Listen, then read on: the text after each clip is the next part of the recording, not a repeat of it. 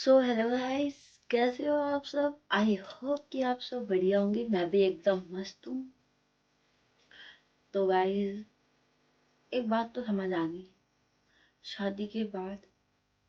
एक बात समझ आई मुझे कि अपने माँ बाप के जैसा कोई नहीं होता, चाहे ससुराल क्यों ना हो।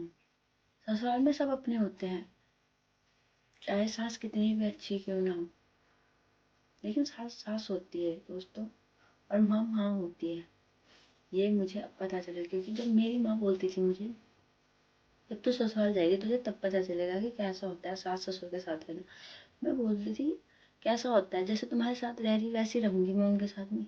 मेरी माँ बोलती थी ये देखेंगे कैसा रहती है।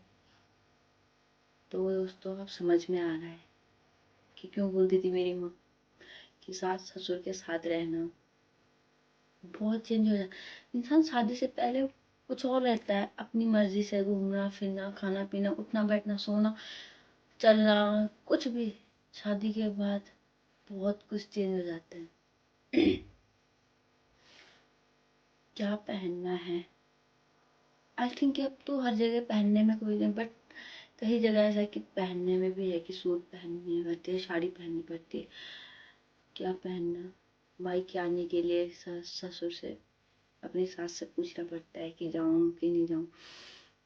जब पहले ऐसे अपने घर में कभी भी आ जाते थे, चले जाते थे, अब घर आने के लिए रोकना पड़ता है। तो बहुत चेंज हो जाती है शादी के बाद की लाइफ। ये मुझे अब समझ आया जब मेरी शादी हो गई कि कैसे होती है लाइफ।